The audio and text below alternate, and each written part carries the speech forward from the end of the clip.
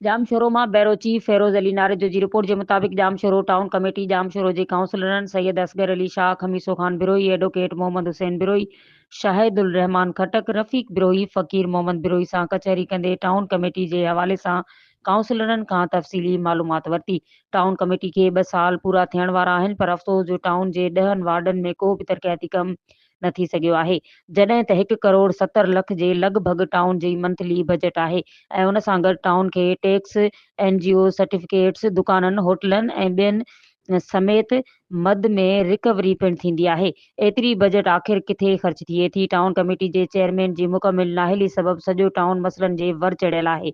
Town chairman पारां चूंडियल काउंसलरनि जी हिक बि ॿुधण लाइ तयारु नाहे। टाउन कमेटी जामशोरो में मुक़रर क्लर्क फेज़ जतोई टाउन जो सॼो कारो वंवार हलाइण लॻो।